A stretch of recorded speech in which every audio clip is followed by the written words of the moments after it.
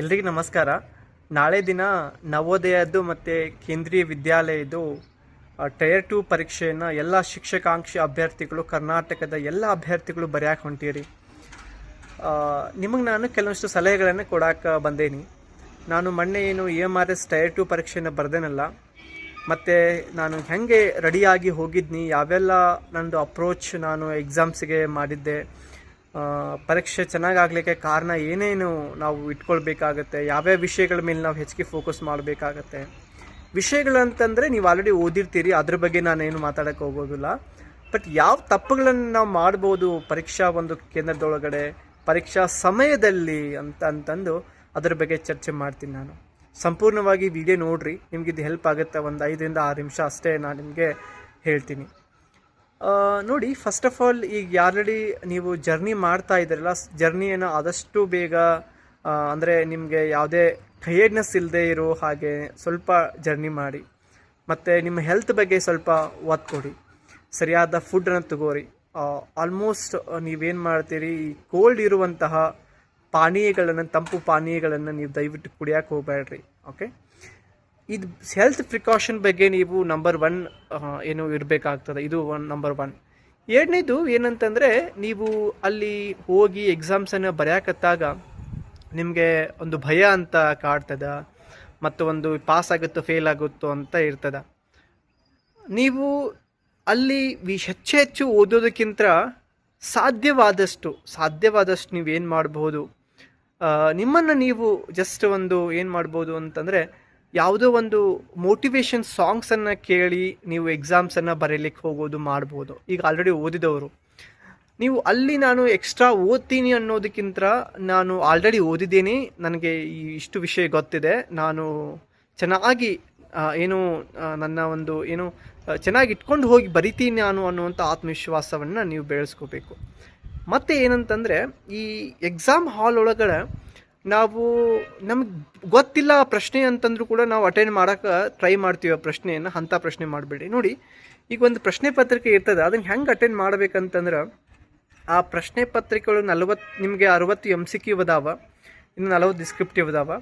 ಈ 60 MCQವನ್ನು ನೀವು 2 ರೌಂಡ್ ಅಂತ ಮಾಡ್ಕೋಬೇಕು. ಫಸ್ಟ್ ರೌಂಡ್ ಏನು ಮಾಡಬೇಕು ಅಂತಂದರೆ, ನಿಮಗೆ ಯಾವುದು ನೇರವಾಗಿ ಗೊತ್ತಿದೆ ಅದನ್ನು ಮಾತ್ರ ನೀವು ಅಟೆಂಡ್ ಮಾಡಬೇಕು. ಫಾರ್ ಎಕ್ಸಾಂಪಲ್, ಭಾರತದ ರಾಷ್ಟ್ರೀಯ ಪ್ರಾಣಿ ಯಾವುದು ಅಂತ ಕೇಳಿದರೆ ನಿಮಗೆ ಹುಲಿ ಅಂತ ಪಟ್ಟನೆ ಮತ್ತು ತಟ್ಟನೆ ನೆನಪಾಗ್ತದೆ.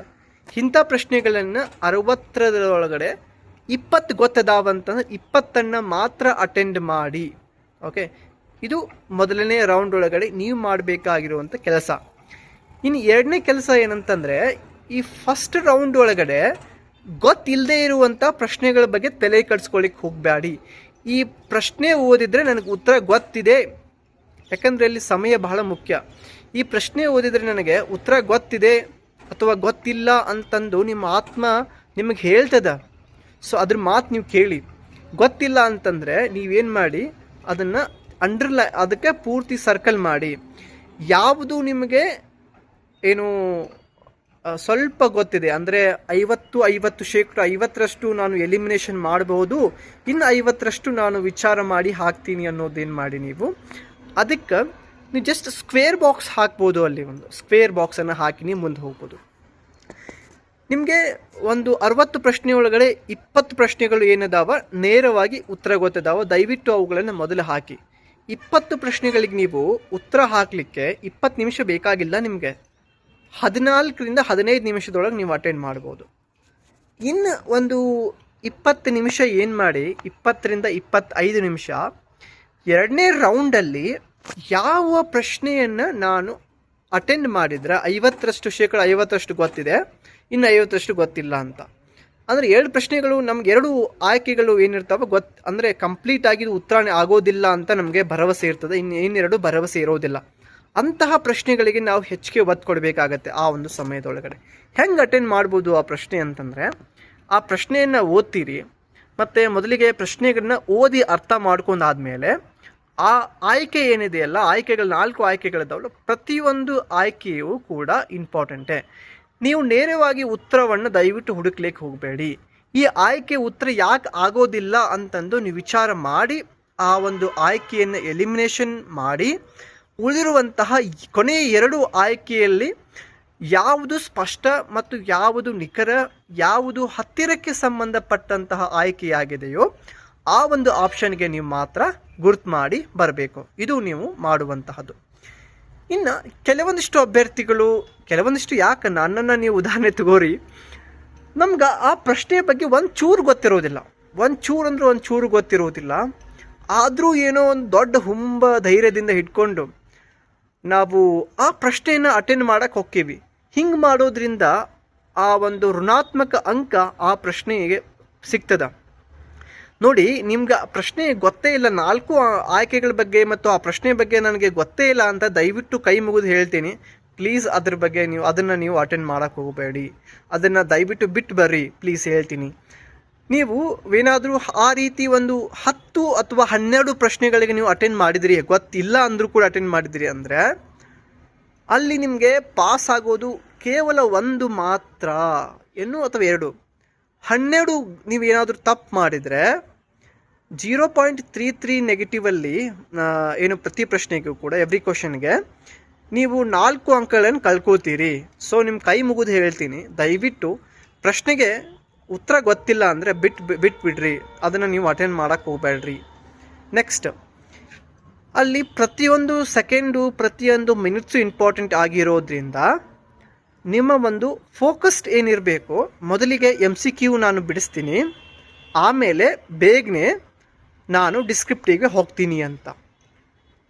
ನಾನು MCQವನ್ನು ಎಷ್ಟು ತಾಸಿನಲ್ಲಿ ಬಿಡಿಸಬಲ್ಲೆ ಅನ್ನೋದನ್ನು ಒಂದು ಮೊದಲನೇ ರಫ್ ಸ್ಕೆಚನ್ನು ನೀವು ಬಿಫೋರ್ ಎಕ್ಸಾಮ್ ಸೆಂಟರ್ ಒಳಗಡೆ ಹಾಕೋಬೇಕು. ನೆಕ್ಸ್ಟು, ನಾನು ಡಿಸ್ಕ್ರಿಪ್ಟಿವನ್ನು ಎಷ್ಟು ಸಮಯಕ್ಕೆ ಪ್ರಾರಂಭ ಮಾಡಬೇಕು, ಅದರೊಳಗಡೆ ನಾನು ಡಿಸ್ಕ್ರಿಪ್ಟಿವನ್ನು ಪ್ರಾರಂಭ ಮಾಡೋದಾದರೆ ಸ್ವಲ್ಪ ಟೈಮ್ ಎಷ್ಟು ಹಿಡಿತದ, ಉದಾಹರಣೆಗೆ ಮೊದಲಿನ ಒಂದು ತಾಸು ಅಥವಾ ಅಂದರೆ 60ರಿಂದ 75 ನಿಮಿಷ ನಾನು MCQವನ್ನು ಅಟೆಂಡ್ ಮಾಡಿದರೆ ಉಳಿದಂತಹ 40 ಪ್ರಶ್ನೆಗಳನ್ನು ಏನದಾವಲ್ಲ ಡಿಸ್ಕ್ರಿಪ್ಟಿವ್, ಅವುಗಳನ್ನು ನಾನು ಸರಿಯಾಗಿ ಅಟೆಂಡ್ ಮಾಡ್ತೀನಿ ಅಂತ. ಡಿಸ್ಕ್ರಿಪ್ಟಿವ್ ಅಂತಂದರೆ ಇಲ್ಲಿ ಸಾಮಾನ್ಯವಾಗಿ 1 ಅಂಕದ ಪ್ರಶ್ನೆಗಳು ಡಿಸ್ಕ್ರಿಪ್ಟಿವಲ್ಲಿ ಹೆಚ್ಚಿಗೆ ಇರ್ತಾವ.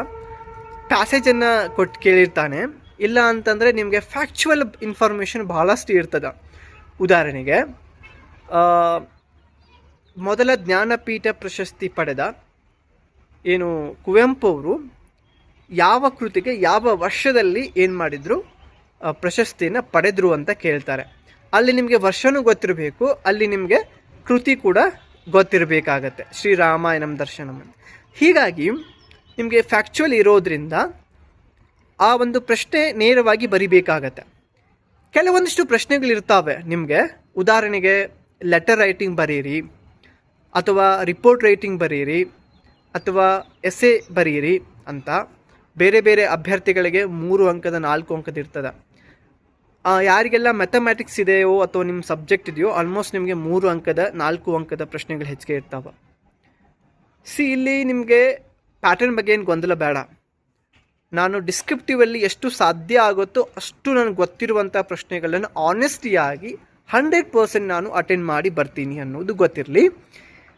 ಡಿಸ್ಕ್ರಿಪ್ಟಿವಲ್ಲಿ ಒಂದು ಪ್ರಶ್ನೆನೂ ಕೂಡ ಬಿಡದಂಗೆ ಎಲ್ಲವನ್ನೂ ಕೂಡ ನಾನು ಅಟೆಂಡ್ ಮಾಡ್ತೀನಿ, ಎಲ್ಲ ವಿಷಯವನ್ನು ನಾನು ನೆನಪು ಮಾಡ್ಕೊಂಡು ಅಟೆಂಡ್ ಮಾಡಿ ಬರ್ತೀನಿ ಅನ್ನೋದು ಇದು ನಿಮಗೆ ಗೊತ್ತಿರಲಿ. ಮತ್ತು ಹೈದರಾಬಾದ್ ಸಮೀಪದಲ್ಲಿರೋರು ಅಥವಾ ಸಿಕಂದ್ರಾಬಾದ್ನಲ್ಲಿರೋರು ಏನು ಮಾಡಿರಿ, ಎಕ್ಸಾಮ್ ಸೆಂಟರ್ನಲ್ಲಿರೋರು ನೀವು ರ್ಯಾಪಿಡೋವನ್ನು ಕೂಡ ಯೂಸ್ ಮಾಡ್ಬೋದು. ಹೆಂಗೆ ರ್ಯಾಪಿಡೋ ಯೂಸ್ ಮಾಡಬೇಕು ಆ್ಯಪನ್ನು ನೀವು ಏನು ಮಾಡ್ಬೋದು, ಯೂಟ್ಯೂಬ್ನಲ್ಲಿ ಕೂಡ ನೋಡ್ಬೋದು ಆಗ್ತದೆ. ಮತ್ತು ಅಲ್ಲಿ ನಿಮಗೆ ಏನಾದರೂ ಜರ್ನಿ ಬಹಳಷ್ಟು ಸುಸ್ತಾಗಿದ್ದರೆ, ಬೇಸರ ಆಗಿದ್ದರೆ, ಅಲ್ಲಿ ನನಗೆ ಗೊತ್ತಿರೋ ಪ್ರಕಾರ ನಿಮಗೆ ಬಿಸಿ ನೀರಿನ ಸ್ನಾನ ಮತ್ತು ವ್ಯವಸ್ಥೆ ಮಾಡಿ ಕೊಡ್ತಾರೆ. 150 to 200 ರೂಪಾಯಿ ಕೊಟ್ಟರೆ ಬಿಸಿನೀರಿನ ಸ್ನಾನ ಮತ್ತು ಫ್ರೆಶ್ ಅಪ್ ಆಗಲಿಕ್ಕೆ ಅವಕಾಶ ಮಾಡಿಕೊಡ್ತಾರೆ. ಸೊ ಅದು ರೈಲ್ವೆ ನಿಲ್ದಾಣದ ಪಕ್ಕದೊಳಗಡೆ ಇರ್ತದೆ. ಸೊ ನೀವು ಅಲ್ಲಿ ಸ್ವಲ್ಪ ವಿಚಾರಿಸ್ರಿ. ಏನಾಗುತ್ತೆ, ಸ್ವಲ್ಪ ಮೈಯೆಲ್ಲ ಏನಾಗುತ್ತೆ ಹಳವಾರು ಹೋಗ್ತದೆ ಅಂತಂದರೆ ನಾವು ಫುಲ್ ಎನರ್ಜಿ ಸಿಗ್ತದೆ ನಮಗೆ. ಬರೆಯುವಂಥ 3 ತಾಸು ಏನಾಗ್ತದೆ ನಮಗೆ ಬಹಳಷ್ಟು ನಾವು ಖುಷಿಯಿಂದ ಬರಿತೀವಿ. ಸಾಧ್ಯವಾದಷ್ಟು ನೀರು ಕುಡೀರಿ, ಮತ್ತು ಬಿ ಪಾಸಿಟಿವ್ ಆಗಿರಿ, ಎಲ್ಲವೂ ಕೂಡ ಸರಿ ಹೋಗುತ್ತೆ. ಮತ್ತು ನಿಮ್ಗೆ ಏನಾದರೂ ಪ್ರಶ್ನೆಗಳಿದ್ದರೆ ಅಥವಾ ನಿಮಗೆ ಏನಾದರೂ ಕೇಳಬೇಕಂತ ಅನಿಸಿದರೆ ಕೆಳಗಿನ ಕಮೆಂಟ್ ಬಾಕ್ಸಲ್ಲಿ ಕಮೆಂಟ್ ಮಾಡಿ. ಈ ಕೆಳಗಿನ ಡಿಸ್ಕ್ರಿಪ್ಷನ್ ಬಾಕ್ಸ್ ಒಳಗಡೆ ನನ್ನದೇ ಆದಂಥ ಪ್ರತ್ಯೇಕ ಸಂಪರ್ಕಿಸುವಂಥ ಸಂಖ್ಯೆ ಕೊಟ್ಟಿರ್ತೀನಿ, ಅದ್ರ ಮುಖಾಂತರ ಸಂಪರ್ಕಿಸಿರಿ. ನಿಮ್ಮ ನಾಳಿನ ಪರೀಕ್ಷೆಗೆ ನಾನು ಆಲ್ ದಿ ಬೆಸ್ಟ್ ಹೇಳ್ತೀನಿ. ಚಲೋ ಮಾಡಿರಿ.